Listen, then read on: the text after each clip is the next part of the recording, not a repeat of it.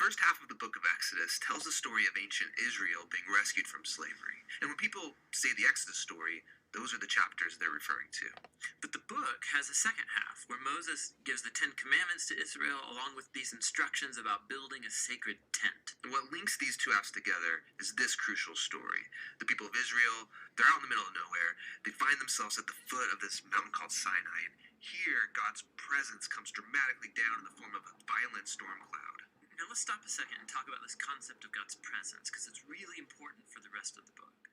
At the beginning of the Bible, in the Garden of Eden, humanity was in God's presence. They had this close relationship with him, and it was good.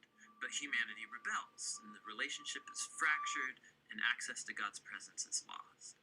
But God promised Abraham that he would restore his blessing to all of the nations, and that includes this restoration of relationship and access to God's presence. So here at Sinai, God's presence is now right here in front of them, and it's actually quite frightening. And he's here to invite Israel into this unique and close relationship with him. And the word used to describe this relationship is covenant. It's like a legal agreement between God and Israel.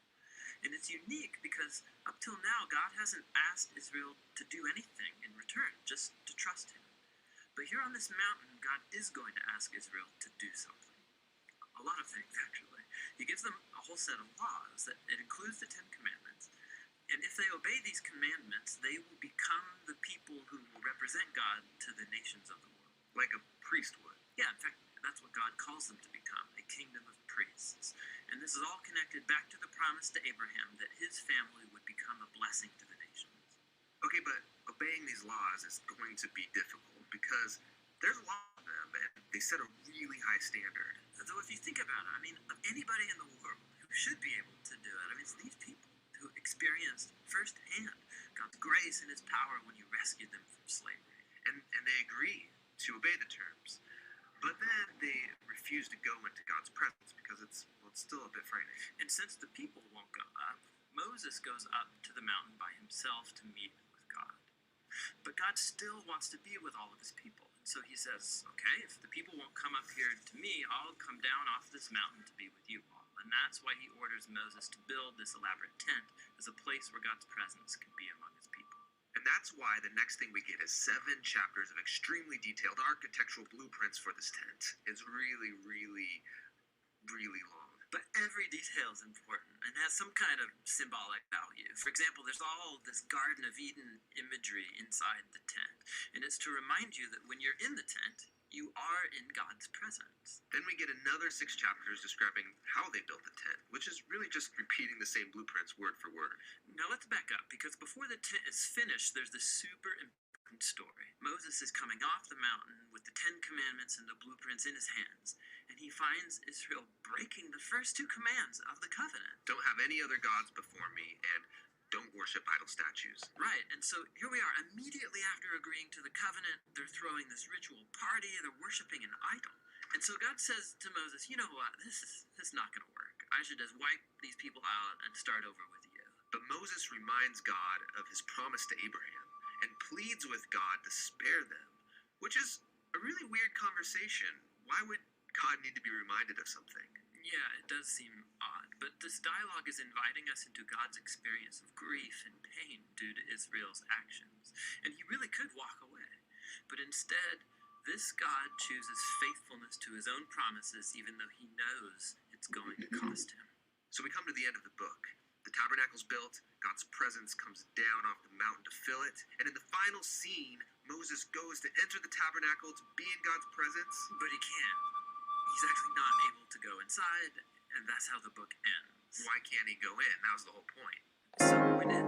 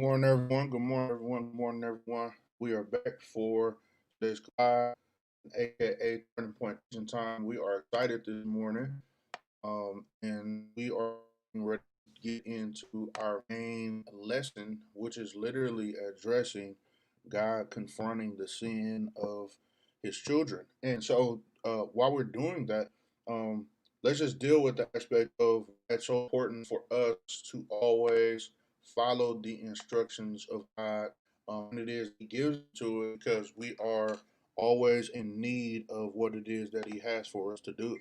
And so, while we're getting ready to read our main text this morning, let's just talk about for a second the distinction of why we often will choose to go on our own path and not follow the instructions of God. Why is it that we choose to do it our way? Why is it that we choose to do it in a way? And first of all, good morning to everybody. I already got started and I ain't said good morning. Excuse my manners. But why do we choose to do it in the way in which we choose to do it? And what is it about us that wants we allow ourselves to go in our own direction when it is that we should follow His instructions, because His instructions will always take us forward and never backwards, right? And so, why is it that we choose to go backwards when God keeps pushing us to go forward? He's already taken us out of bondage. He's already taken us through the Red Sea. He's already taken us to where manna has fallen from heaven. He's already taken us from a place where we will be stuck and we won't have the ability to do the things necessary to position ourselves to win. God has already taken us from the mountainside to the valley low, and He's been with us the entire time, all through this journey, until we get to this particular text we're getting ready to dig into, in that of Psalms chapter 119. Okay, so while we're talking about it, what is it, right, that keeps us in this place where we're constantly desiring to go back to what was once familiar, instead of moving forward into a foreign fulfillment of the Father? Okay, so I just said something already. What is it that makes us want to go backwards instead of us going into the foreign for fulfillment of the Father? And so let's dig into our text this morning, and let's basically just read. Let's see, maybe there is something that's going to be said, maybe there is something that's going to be stated that will give us an understanding of why it is that we like to go backwards as a people at times versus continuing to push forward into the promise of the Father. And so, um, we're gonna address that. And while we're talking about it, let's go to Psalms 119, and let's go to verse 1 through 8. Again, Psalms 119, and then we're gonna do verse 1 through 8. All right. So it reads as thus. Let's pull it up. Perfect. Okay, and it says, Aleph, blessed are the undefiled in the way who walk in the law of the Lord. Blessed are they that keep His testimonies and that seek with the whole heart. All right. Now, they also do not iniquity. They walk in His ways. Thou hast commanded us to keep thy precepts diligently. Oh, that my ways were directed to keep thy statutes. Then shall I not be ashamed when I have respect unto all thy commandments. I will praise thee with uprightness of heart when I have when I shall have learned thy righteous judgments. I will keep thy statutes. Oh, forsake me not utterly. Now, for those of you who are not familiar with this term Aleph, what it literally means is A in that of the Hebrew alphabet. So this particular passage in Psalms 119 has a multitude of different stanzas, if you will. And so section A is verses 1 through 8, right? It was just something for free. Now let's go to our next text, right? Which is coming out of Deuteronomy chapter 9, and we're going to verse 13 through 21. Now, the reason we have to read these is because we need to understand what is the backstory, right, behind what the children of Israel are doing, and why is it that they appear to continue to make the same choices repeatedly over and over and over and over again when it is that God is pushing them to make another choice. And we can ask the same question of a lot of people that we experience in life. or a lot of things that we experience in life, as to understanding what is it that God is doing when He's having to confront the same sins that we continue to commit repeatedly, over and over and over again. So let's go to Deuteronomy. All right. And again, we're going to chapter 9, and I'll have it scrolling across the bottom here for you so you can see it accurately. Chapter 9, verse 13 through 21. All right. And 13 reads as thus. It says, "Furthermore, the Lord spake unto me, saying, I have seen this people, and behold, it is a stiff necked people. Let me alone that I may destroy them and blot out their name from under heaven. And I will make of thee a nation mightier and greater than they. So I turned and came down from the mount, and the mount burned with fire, and the two tables of the covenant were in my two hands. And I looked, and behold, ye sinned against the Lord your God, and had made you a molten calf. Ye had turned aside quickly out of the way which the Lord had commanded you. And I took the two tables and cast them out of thy hands and break them before your eyes. And I fell down before the Lord as at the first 40 days and 40 nights. I did neither eat bread nor drink water, because all your sins which ye sinned in doing wickedly in the sight of the Lord, to provoke him to anger. For I was afraid of the anger and hot displeasure, wherewith the Lord was wroth against you to destroy you. But the Lord hearkened unto me at that time also. And the Lord was very angry with Aaron, and to have destroyed him. And I prayed for Aaron also the same time. And I took your sin, the calf which ye had made, and burnt it with fire, and stamped it, and ground it very small, even until it was as small as dust. And I cast the dust thereof into the brook that descended out of the mount. Okay, now listen. We was reading verse 13 through 21 in Deuteronomy, right? And good morning, good morning, good morning to everybody. The reality of what this text is addressing in this moment is this was on the one who was left to be responsible. Okay, and the reason this is significant to address right now in this moment is because what we understand about the entire narrative and the entire situation is that Aaron is the one who is left in charge. While Moses is up spending time with God to get a greater understanding of what he is supposed to do next. And so, while this is important and while this is significant, what we have to address first of all is age does not automatically vouch for maturity.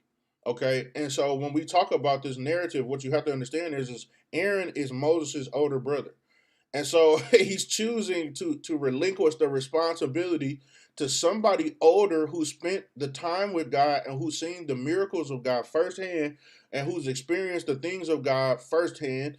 And for some crazy reason, when it is that it is requesting of the children of Israel for them to bring another God, or to give worship to another God, what's transpiring in that moment is God is ultimately angry because he's trying to figure out why it is that Aaron would allow for this thing to transpire when he already knows what's supposed to take place. Moses is angry because he's trying to figure out the same thing. Like, why in the world, what is it that would push you to this point? Like, did they threaten you? Like, did they put a knife to your throat? Did they threaten to take all your money? Did they threaten to rob you? Like, what happened to where it was that you were just so ready to just do whatever it was that they commanded? Because I know you didn't just volunteer to do this with ease, when you already knew what to do and you just chose to not do the right thing, right? And so God is trying to help him to understand and help us to understand in this moment that just because you delegate the responsibility to someone else does not mean that they are, just because they're older, that they're going to remain responsible. Okay, so when we dig into our next text, we're going to pull it up for you here. It's coming out of Exodus. This is our main text, right? We don't have a whole lot of reading today, but this is going to come out of our main text, which is coming out of Exodus chapter 32. And we're going to go verse 15 through 24. If you remember last week, we were on the other side of this text, which was verse 1 through 14. All right, so now we're getting ready to read verses 30, chapter 32, verse 15 through 24. All right. So let's pull that up. And when the people saw that Moses delayed to come down out of the mount, the people gathered themselves together unto Aaron and said unto them, Up, make us gods which shall go before us. For as for this Moses, the man that brought us up out of the land of Egypt, excuse me, there we go. The man that brought us up out of the land of Egypt, we wot not what is become of him. In other words, we didn't know what was going on with him.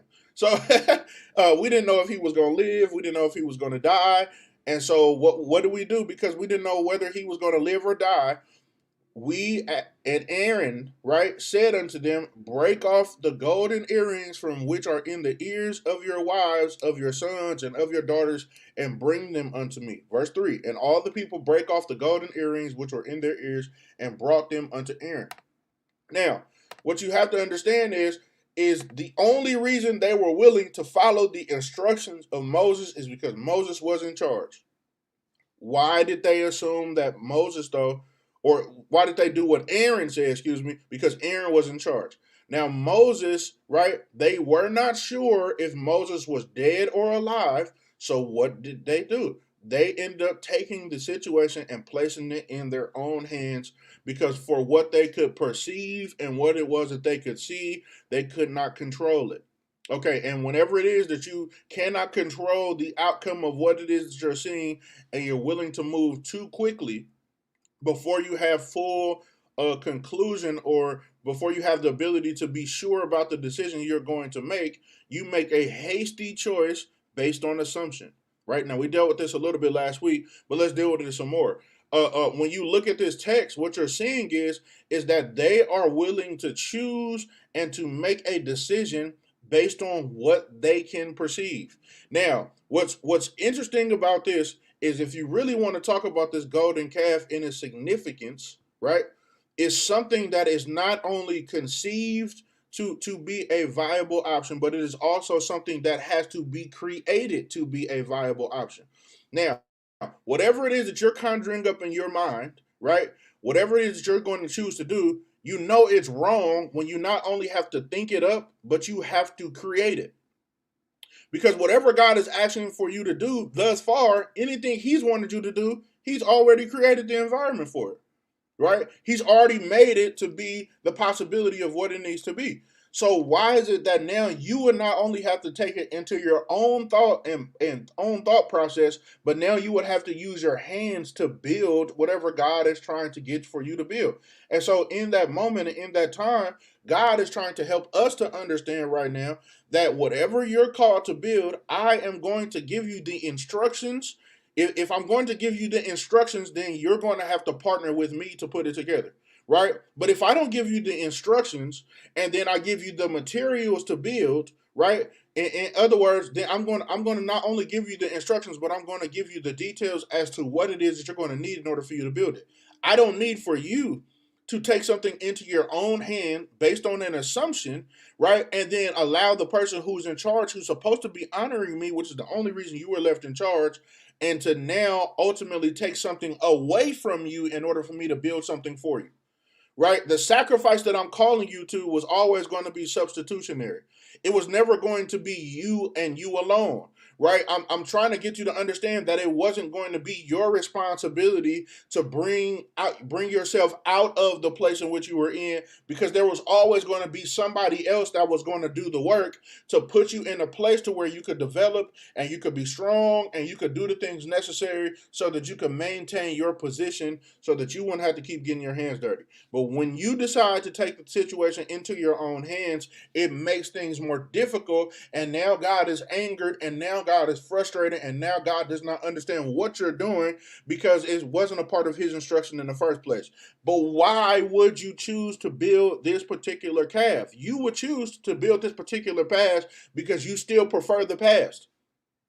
You still prefer to go back to what you kept seeing was the form of worship that was necessary to give glory and honor to God in a place that did not give glory and honor to God. They gave glory and honor to what they believed in, which was not Elohim, which was not God the Father, which was not the one who needed to be in the place in which he was from the foundation of the world. He had to be brought down into an image that we could control. Right. And whenever we need to control imagery, whenever we need to control the way something looks, and we need to control the way something is aesthetically supposed to be presented, it's oftentimes not what God's choice would be.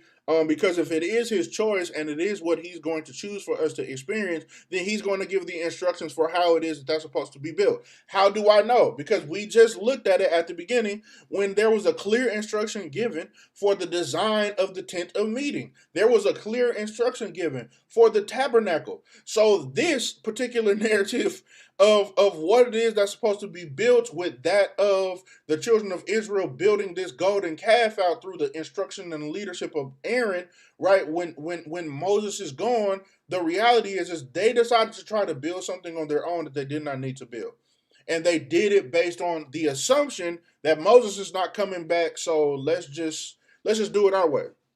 Let's just do it the way that we feel is best for us to do it. Let's go after it in the way in which we can honor God in the way in which we desire to do. And let's build in a way that's going to be pleasing to us, because we ultimately are doing this for us, even though we're calling it and saying that it's done in the name of God. I'm wondering in my mind if the pandemic is here, or part of the reason the pandemic is here is because this is a form of us understanding a piece of God's frustration with that of what the church is deciding to build and saying it's his instruction. I'm wondering in my mind, is what we're experiencing with things not going in the manner in which we assumed that they would go, or things lingering a little bit longer, is this God's way of cleaning up and restructuring and reorganizing the real purpose and intention of what the church is supposed to look like? I mean, I'm not saying that this exactly is that. I'm just wondering in my mind, is this God's way of disintegrating the golden calves that we're calling congregations, and allowing for us to now see that what we thought was going to be built for his glory was actually going to be burned up in a sense, right? And it was going to be turned to ash, and it was going to be turned to rubble. In other words, doors are closing because of our inability to build properly according to his instructions. Now, I'm not saying that that's the case, but it makes me wonder in my mind, is this where is this the picture of what we're looking at in the current moment when it comes to churches closing their doors, and churches not being able to be sustained, and churches not being able to have the wherewithal, the insight, the strategy, and the knowledge, because this is really a part of God confronting the sin of this country and the sin of this world. And y'all don't take this the wrong way, because I don't want y'all to take this the wrong way. Yesterday, I sat and I watched, just throughout the day, I watched how so many people celebrated. I was in a celebratory mood myself because of what happened with the election, right? But then there was something that was gripping me yesterday. Like I see the celebration, but I also see catastrophe. I'm also seeing men being hung from trees in modern. This is 2020 now. I'm seeing pictures and imagery of men being hung from trees. And a part of me is as much as I want to just jump for joy and be super ecstatic and excited for the transition that is taking place, a part of me is concerned, and a part of me is praying, and a part of me is looking through the lens of myself as a black man in a country where it's being celebrated that we have the second person that is of African American descent that is finally in a political place of power, and that of the vice presidency, and that of Kamala Harris. Now, mind you, I'm from Oakland. I'm from the town, so I understand what the implications of that means. But my heart is betwixt. Like I'm confused and I'm stuck in a sense, and I'm not angry, but I'm irritated, because while we're celebrating on one side, there is a whole other side of while people are laughing and people are talking and people are cheering and people are celebrating, there is a whole nother side and thing that is going on in this country that is unsettling. And it's not it's almost as if there is this level of inner preparation for catastrophe and for calamity and for difficulty regarding the future. And it's not because somebody has said or somebody has done. It's just this inner knowing. It's just this inner unction that, like, what you're looking at and what you're celebrating about, God is over here angry and irritated with something else that's going on that nobody's addressing. And in this text, what I'm seeing is you have a celebration transpiring on one side, and on the other side, there's something else that's going on that literally is irritating and that's frustrating and that stinks in the nostrils of God. And it not only stinks in the nostrils of God, but it also stinks in the nostrils of the one who is called to build the future. And see, you don't get irritated, right? You don't get irritated, right? When what you're experiencing goes along with the plan of what God is asking to be done. But it's another thing when everybody automatically assumes, right, that what just transpired has now brought, while it has brought a level of resolve, and while it has brought a level of peace, because we no longer have to be up under the instruction of basically a dictator with a wig on. The reality is now we're having to figure out, okay, so now that we have the people in place necessary to bring a sense of that we have delegated the responsibility to ultimately as a country. The question is are they going to be Moses or are they going to be Aaron? And that's where I'm stuck at, because I'm trying to understand, like, even though you're in place and we put you in place because of where the future needs to be taken to, the question is are we getting ready to see Moses or are we getting ready to see Aaron? Because now God is having to confront the children of Israel. He's got to confront his children first before he's going to deal with everybody else. He's going to deal with his kids. And with me and with other individuals, there is something brewing. There's something on the horizon that is unsettling for me. Okay, now we off that. Now I've made my state of the address right at this point. And so now let's get back into our text. Uh, and let's deal with the rest of this narrative here in verse 3. And all the people break off the golden earrings which were in their ears and brought them unto Aaron. Okay, let's go to verse 4. And he received them at their hand and fastened it with a graving tool after he had made a molten calf. And they said, These be thy gods, O Israel, which brought thee up out of the land of Egypt. And when Aaron saw it, he built an altar before it and made proclamation and said, Tomorrow is a feast to the Lord. And they rose up early on the morrow and offered up burnt offerings and brought peace offerings. And the people sat down to eat and to drink and rose up to play. And the Lord said unto Moses, Go get thee down, for thy people which thou broughtest out of the land of Egypt have corrupted themselves, and they turned back aside quickly out of the way which I commanded them. They have made them a molten calf, and have worshipped it, and have sacrificed thereunto, and said, These be thy gods, O Israel, which have brought thee up out of the land of Egypt. And the Lord said unto Moses, I have seen this people, and behold, it is a stiff-necked people. Now therefore let me alone, that my wrath may wax hot against them, and that I may consume them, and I will make of them a great nation. And Moses besought the Lord his God, and said, Lord, why doth thy wrath wax hot against thy people, which thou hast brought forth out of the land of Egypt with great power and with a mighty hand? Wherefore should the Egyptians speak and say, For mischief did he bring them out, to slay them in the mountains and to consume them from the face of the earth? Turn from thy fierce wrath and repent of this evil against thy people. Now we're getting into our main text. Remember Abraham, Isaac, and Israel, thy servants, to whom thou swearest by thine own self, and saidest unto them, I will multiply your seed as the stars of heaven, and all this land that I have spoken of will I give unto your seed, and they shall inherit it forever. 14. And the Lord repented of the evil which he thought to do unto his people. Now we're in 15. And Moses turned and went down from the mounts, and the two tables of the testimony were in his hand. The tables were written on both their sides.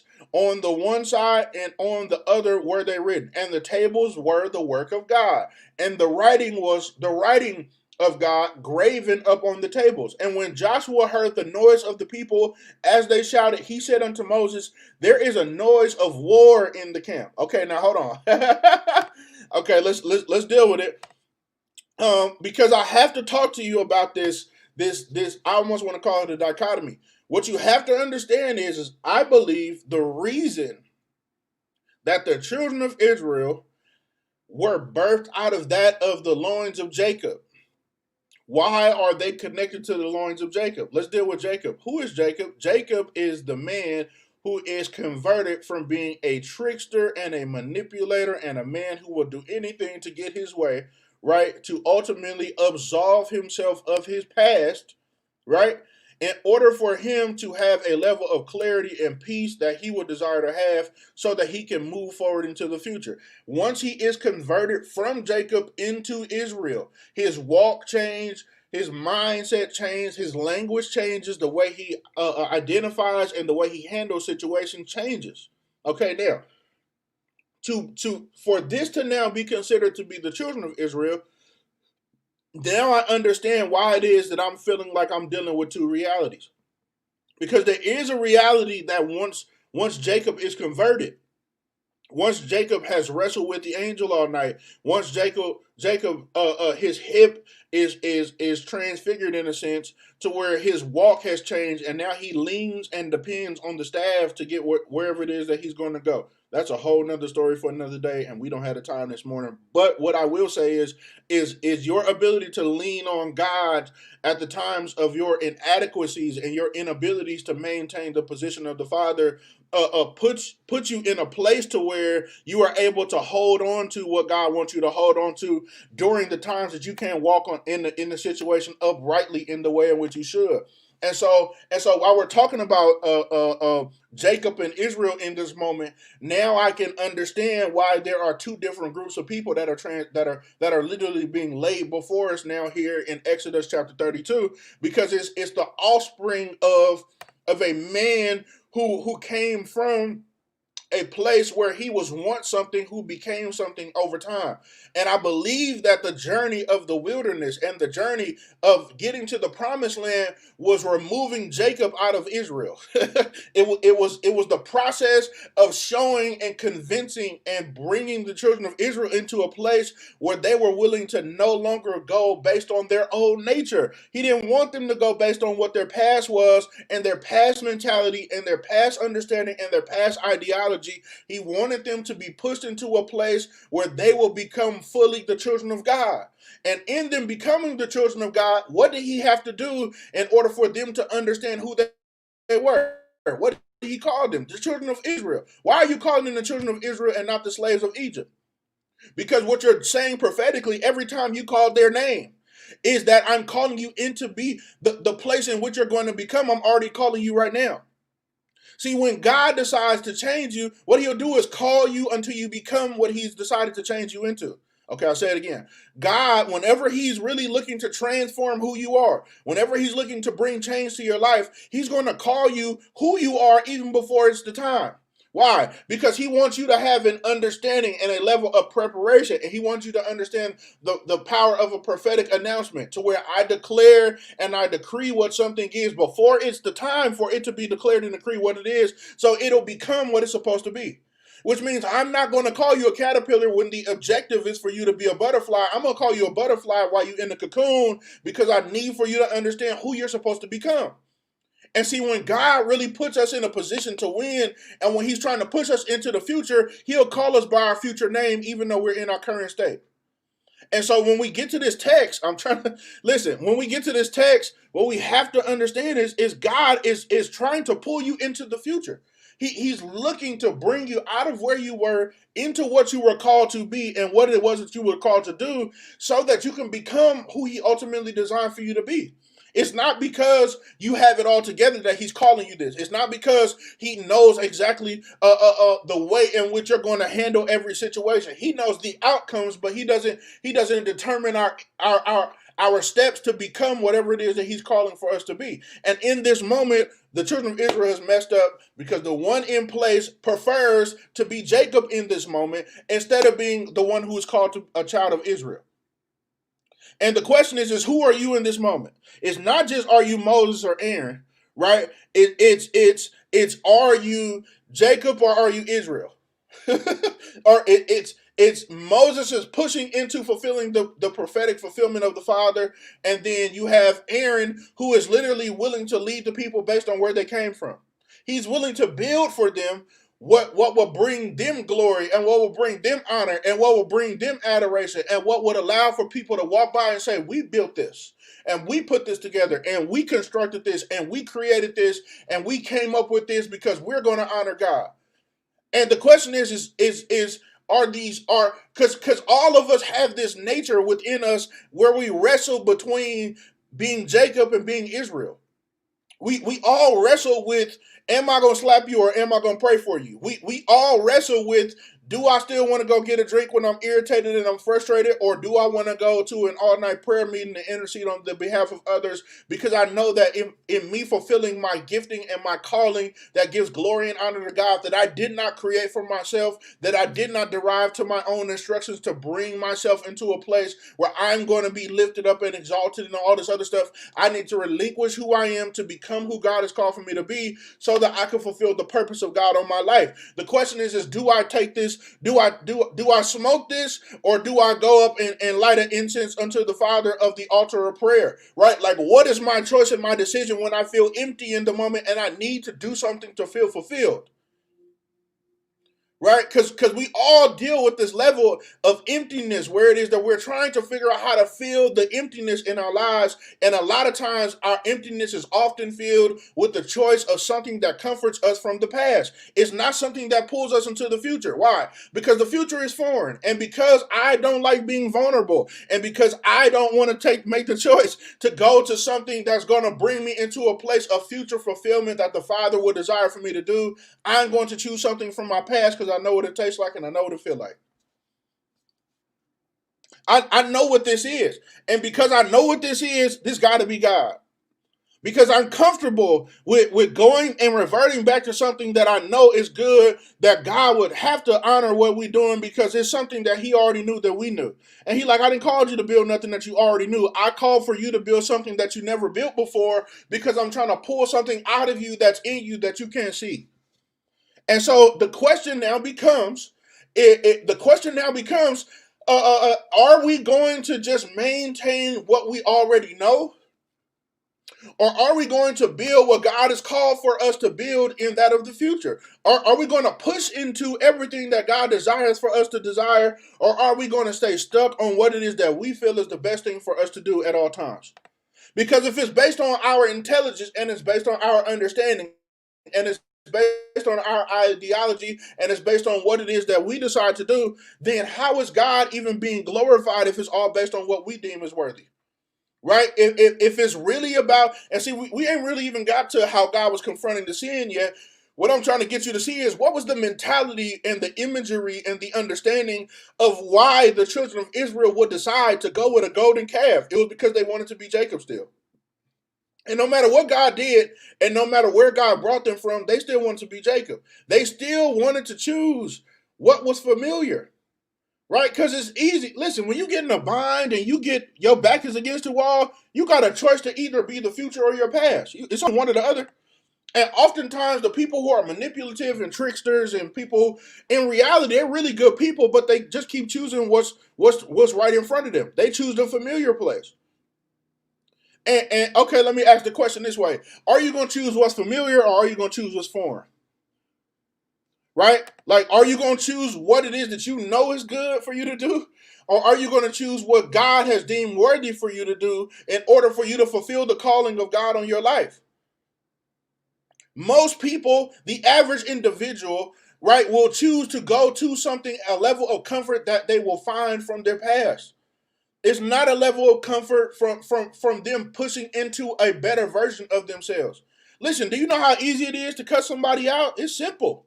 If you know the words and you know how to articulate well, you can do it with no problem. But are you constructing something that you have instructions to construct in the way in which would be pleasing to God? Or are you doing something that you decided to construct in your mind that was going to be appealing, right? But it had no real value. The reason you know it had no real value was because God basically had Moses burn the thing to the ground. Like, you don't burn something to the ground of value. Okay, let me go on through this text because y'all quiet, even though it's virtual, but y'all quiet. And when then we're in 17. And when Joshua heard the noise of the people as they shouted, he said unto Moses, there is a noise of war in the camp. Okay, now listen, you got to be celebrating real loud. You got to be celebrating in a really aggressive manner, right? To where it is that in his ears, he's hearing war at a celebration, or he's hearing a war coming from a celebration.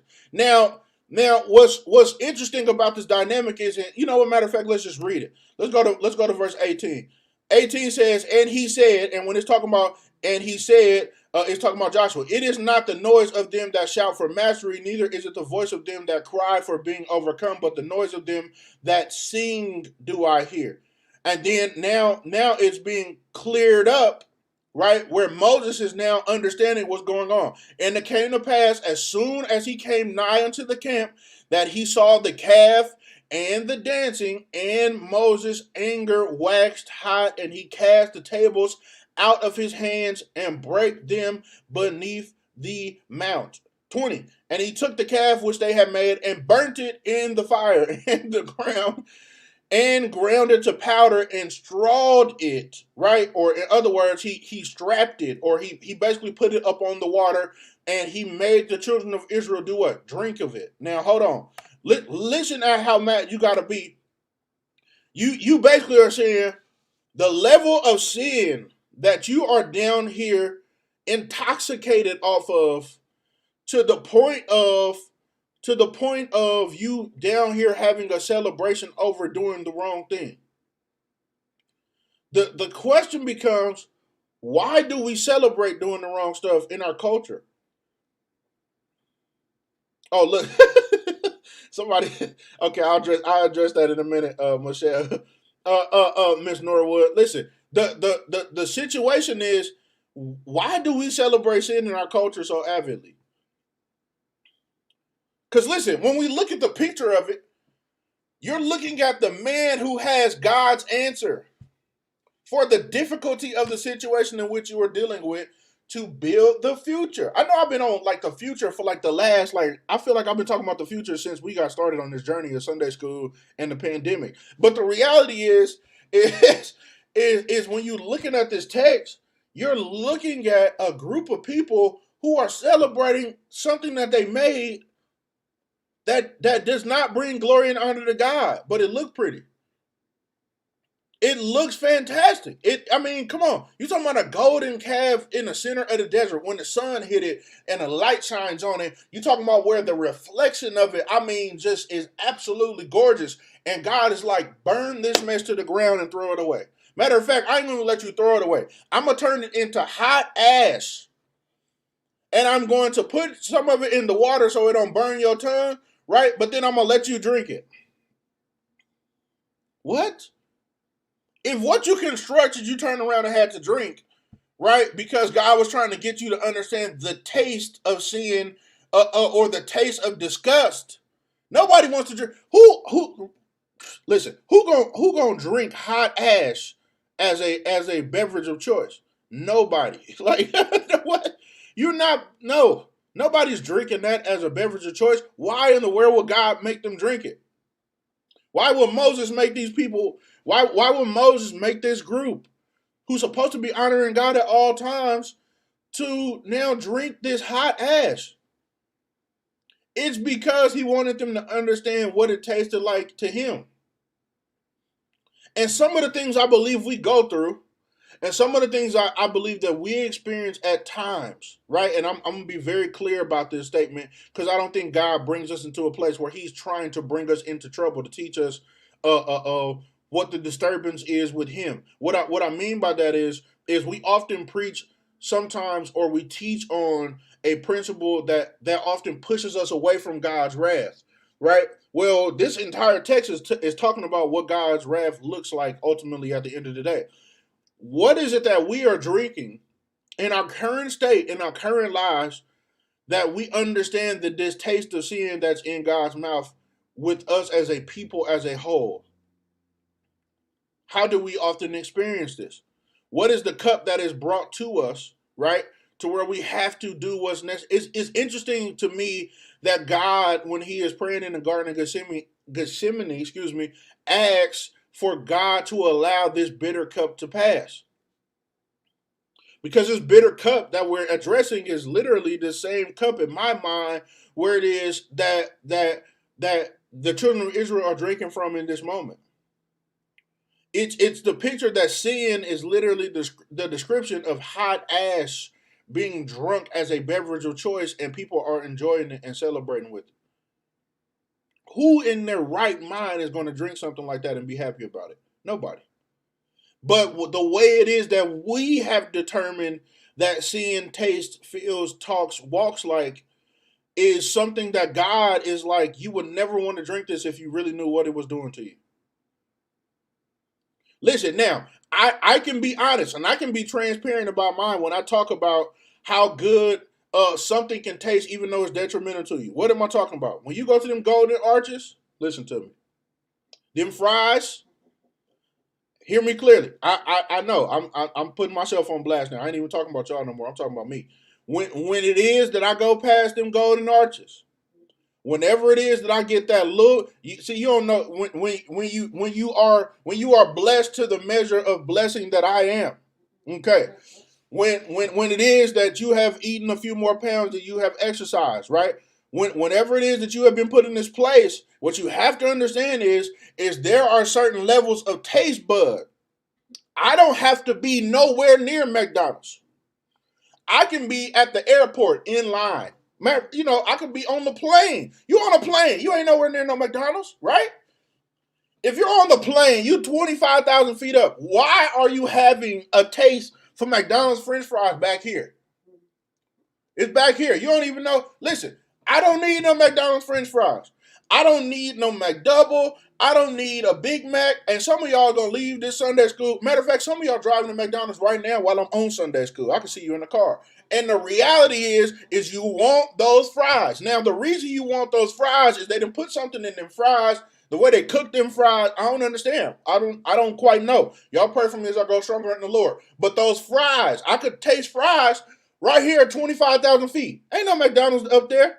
They don't have no drive-through at 25,000 feet. Maybe they should. Maybe I should come up with that. I don't know how it would stay, but we'll figure it out. But the point is you 25,000 feet up in the air and you thinking about McDonald's. See, what I'm trying to get you to see is the sin nature in which they desire to have was something that was not even on the level in which they were anymore, but because of their taste buds, because of what they could taste and what they sensed was to bring them back to this place of something that God was trying to deliver them from so that they could move into a future that was going to be healthy and that was something that was going to sustain them. And the promised land was a place full of milk and honey, not French fries and cheeseburgers. Why are we choosing to go back to French fries and cheeseburgers when God has given us an entire city, mind you, that is full of things that is for our future nourishment and health? It's because we want to go back to McDonald's. We prefer what that brings to us. We prefer the fulfillment of something that is ultimately trying to kill us. Which means now, if you see me at McDonald's, if you see me with McDonald's, slap the McDonald's out my hand. Now I'm gonna be mad, right? But I'm gonna have to get over it. Because I have to now move and shift into a place that's going to bring me into a place of total freedom and bring me into a place of total restoration and take me from being halfway right to being totally correct in what it is that I'm operating in. Now, I'm not just personally picking on McDonald's. You choose to do what you want to do. Me, I got to stop it because I'm trying to lose weight and I'm desiring to move into my future in a better state than I currently am right now. But I can be honest about mine. Now, McDonald's sound funny. McDonald's sound weird. But it's people that drink themselves under the table. But you're not going to go to the gas station and pump no gas in your mouth. You're not getting ready to go putting on 87 in a cup and drink it. You're not. But you'll do it because it looks fancy on the shelf. Right? And you'll do this. Sex is the same thing. All of it at the end of the day is hot ash. And you're choosing to make the choice to do it because you're willing to do it outside of a covenant agreement with the Father, because you didn't receive instructions to do that way. You just chose to build it on your own and say, God, honor it. And I think some of what I'm feeling and some of what God is bringing to this inner knowing or to my spirit man, if you will, is literally this tension that is existing always between Jacob and Israel. It's Jacob wanting to make the choice to say something that is going to get him out of what he's supposed to be in, even though he decided to do it, or it is Israel choosing to follow the unctions and the leading of the auspice of the Holy Spirit that exists in him, right? So that he can be pushed into what God has ultimately called for him to do and be. And the question is when the pressure is enough, who will you choose to be? Will you choose to maintain a life of health and godliness, or will you choose to go back to a place because you got that taste bud going on? Crazy part is taste buds change if you remain consistent.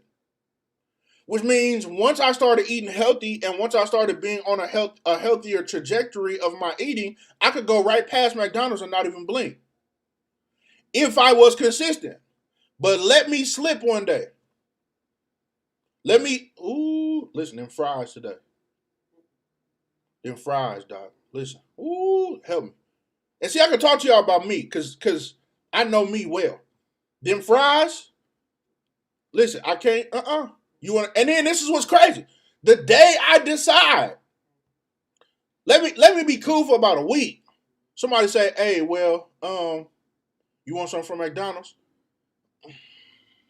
Now I'm stressed. Why am I stressed? Because I've been trying my best not to even think. I've been trying my best not to. I don't want to go. No, go somewhere. Oh, we brought you McDonald's today. Throw it away. Throw it away. Else we're going to fight. Why are we going to fight? Because I'm doing my best to maintain my position of honoring what my commitment was. But you want to know why God would allow somebody to bring me McDonald's? Because he wants to see if I put what you said you no longer wanted in front of your face, what will you do? If let's see, she trying to tell me make your own fries. God bless you. But this the thing, okay? The convenience of not having to stand in no stove and no oven, and I can go right down the street and I can pay somebody else to have them fries ready for me in 30 seconds. See, this is the point, and this is why I love talking about this in this sense. When you think about the psychology behind why people were sin in the way in which they were sin, in my opinion, it's not always a demon.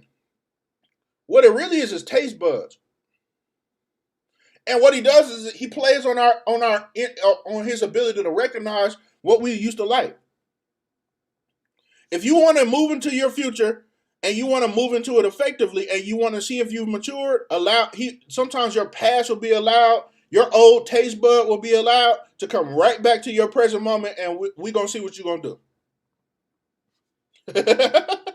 And the reality is many people fail this test. They fail miserably. But if you know that this is a part of the process of maturity, then you understand that age has nothing to do with maturity. It all has everything to do with have your taste buds been matured. Do you still want the old thing when God is trying to bring you into the new place?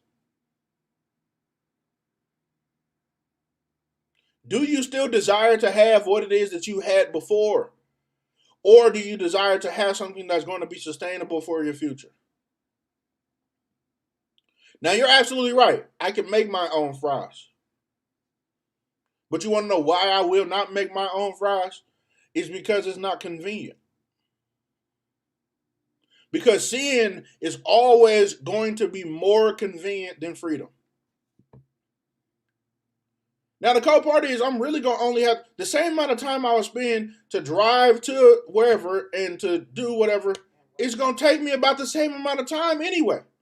But you want to know what it is? It's my perception. It's what I think. It's what I have made up in my mind is the better choice. And at the end of the day, when you make up these things in your mind that is going to be the better choice, what are you going to do? You're going to build stuff around your dysfunction. And you're going to celebrate it. You be on Instagram posing with a cheeseburger. Ooh, look at lunch. Unhealthy, not good for you. Ain't going to help you do nothing when you stand up and leave. Matter of fact, if you could stand up. Now, why in the world would I be addressing this during Sunday school? Because we're talking about sin. And sin is always going to taste a certain way, and it's always going to be manufactured in the same way because its design is to bring you back because you're longing for something that's consistent with an old season. See, what what most of us fail to realize, right, is when we're talking about sin, I have to bring sin into a place of familiarity and modernize the context of what we're actually addressing in this moment, because it won't sound right if I'm talking about drinking hot ass. But when you're talking about, right, when you're talking about having McDonald's don't sound like a sin. McDonald's don't sound like it's hurting you. McDonald's don't sound like it's something that, it's millions of people that go there. Don't mean nothing. Just because everybody is going there doesn't mean it's not designed to kill you. They had to drink this hot ash. Okay, listen, let's go. Let's go to our next text. Where else we at? 20. Let's go to 21. Okay, now listen. I would address the hearing of Joshua versus the clarity of Moses. And I might as well, since I'm here, we already done jumped off the ledge, we might as well talk about it. When we look at the hearing of Joshua in the text, right, in verse 18, it's talking about him hearing, or 17, it's talking about what he hears in comparison to what Moses hears. What Joshua hears is war in his ears. What Moses hears is celebration in his ears. Now, initially, one will say that Joshua's ear is immature. I don't know if Joshua's ear was immature. And the reason I don't know if his ear is immature is, what if they're both hearing the same thing from two different places? What one group is celebrating, there is another group that has this level of understanding the difficulty of what's happening in the realm of the spirit versus in reality. Which means while everybody is cheering and celebrating on one hand something of an accomplishment, right? And they're celebrating something that has been resurrected as something beautiful, there is also a level of war that is transpiring that is a distinction between the two realities, even though it's happening at the same time. And the question is just, what are you hearing when other people are celebrating? What are you hearing? Okay, we'll leave that there. I just had to address it real quick. But what are you hearing, right? Because this is the part that gets me. The war that he's hearing is exemplified in the same one who is hearing the celebration. How do we know? Because it says when Moses gets there, what is he? He's angry.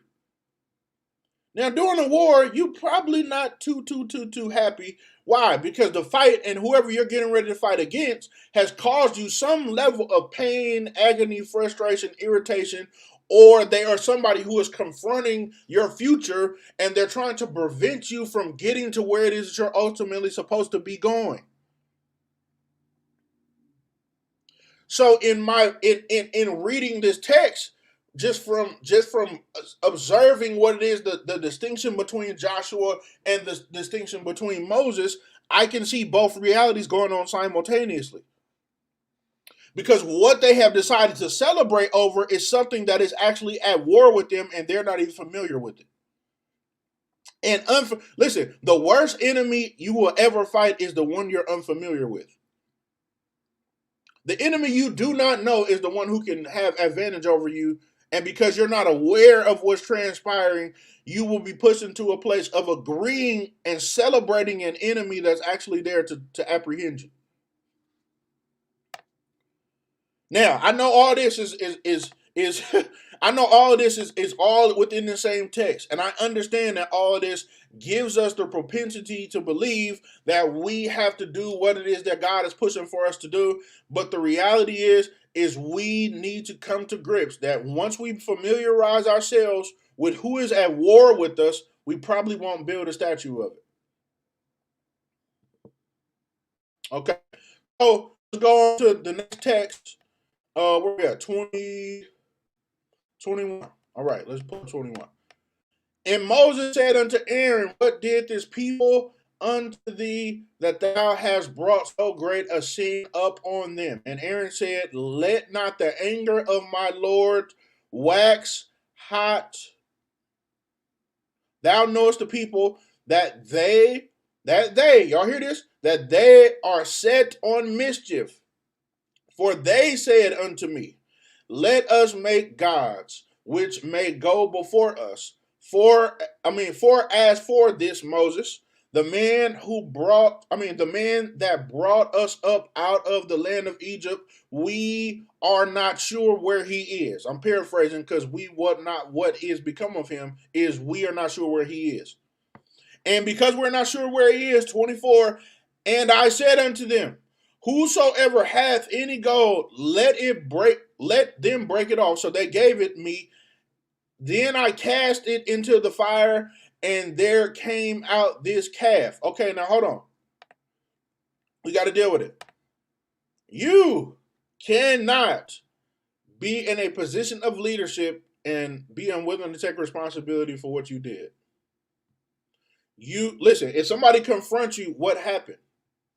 If somebody tell you what's wrong, the worst whipping I ever got in my life was when I did it and I lied about it to my parents. And they was like, well, we already know you did it. We already are sure and clear this was you. Because your brothers don't do stuff like this. This is what you do. When it was that they figured out that I was not only willing to do something wrong, but I was willing to conjure up a plan to say why it was that I didn't do it by myself and I was unwilling to take responsibility because of my immaturity, I got the worst whipping of my life. And the reality is this is the same exact type of conversation that Adam has with God when he is confronting him about his lack of maturity of doing what? Following his instructions. When you cannot follow instructions, right? Now that's all the way at the beginning. So you can't try to no. You can't circumvent your way around this one. That's all the way at the initial place of confrontation biblically. This is the first confrontation biblically based on Genesis, right? And because of this confrontation, the same scenario that's happening now in Exodus 32 is the same thing that was happening in Genesis chapter 3 or Genesis chapter 4, right? Where it is that now once confronted, as a man, what you do is you delegate the responsibility and you push it to everybody else when in reality it was you all by yourself. Because it never says that even though they requested, Aaron tells them no.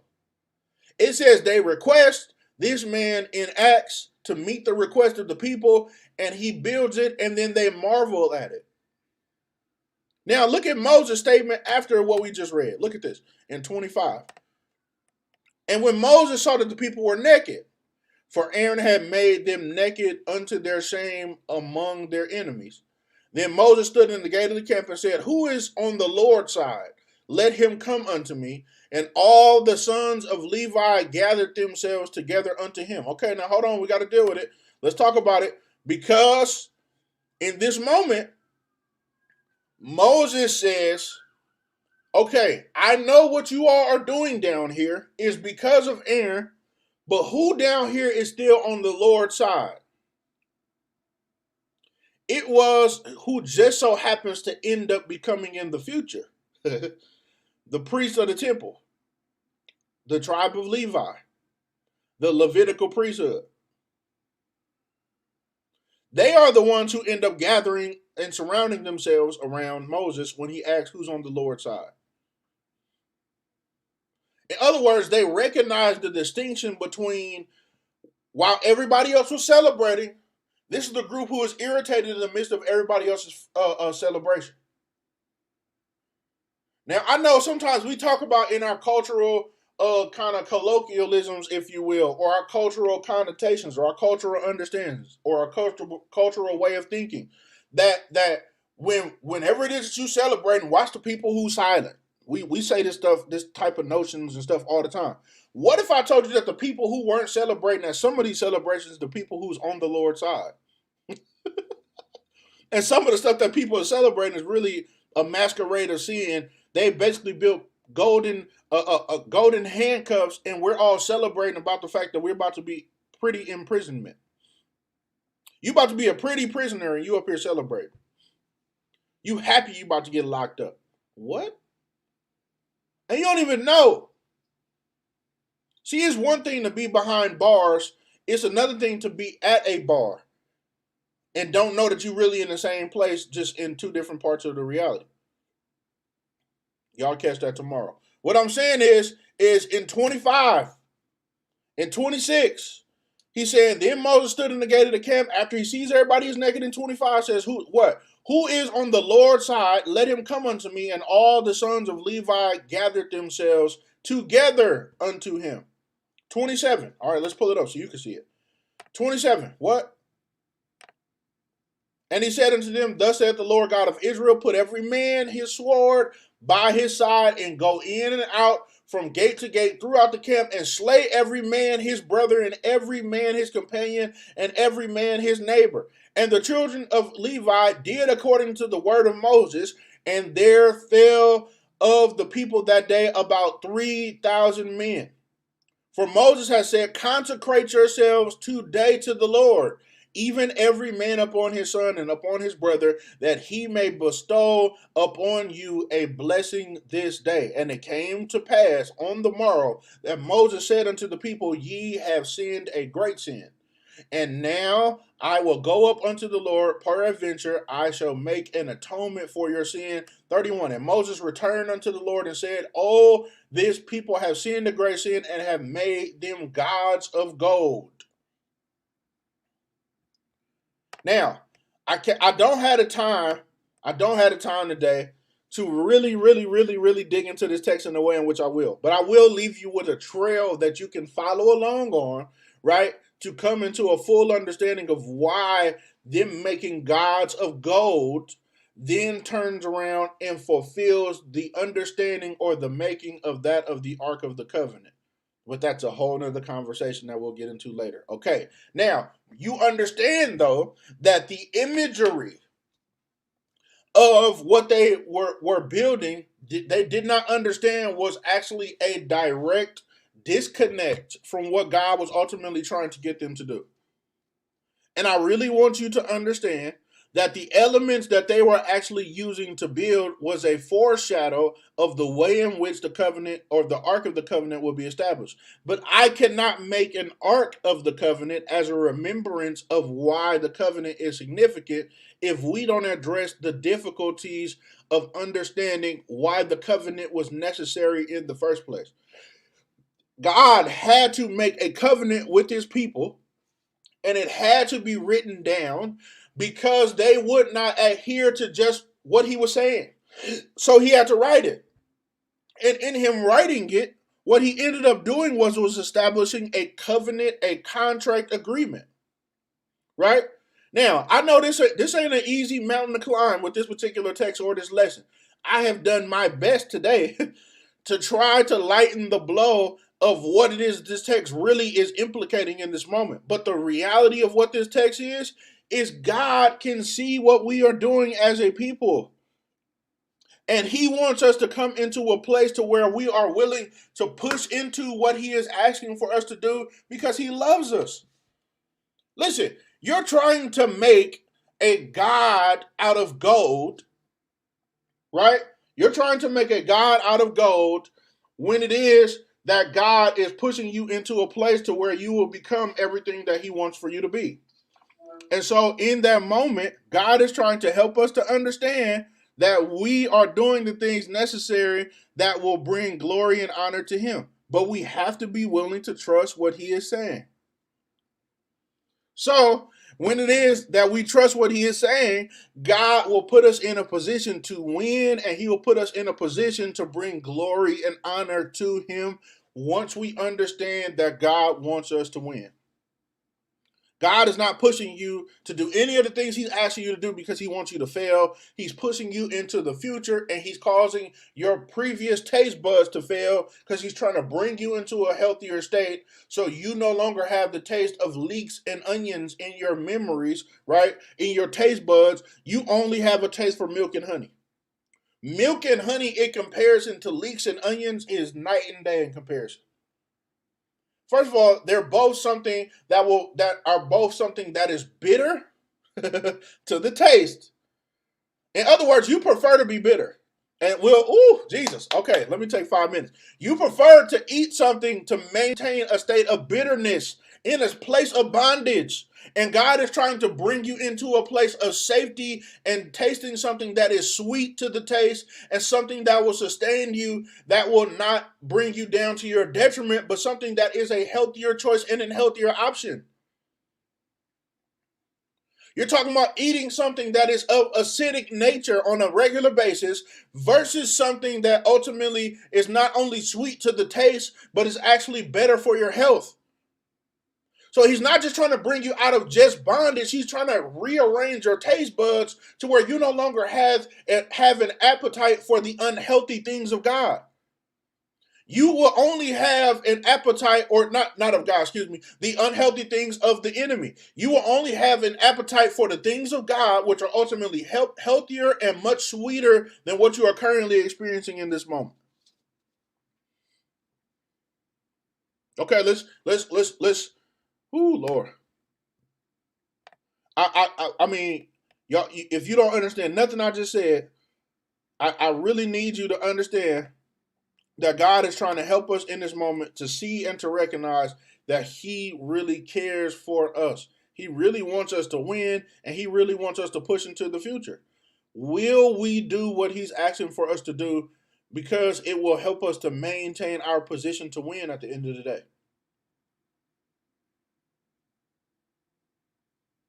He confronts the sin by making us taste what it is that we don't even understand that we're involved in, or what it is that we're experiencing, or what it is that we're doing, because God wants us to recognize how it tastes so that when we choose to want to go back to it, whenever we choose to want to go back to it, we will remember how horrible we experienced the taste of sin.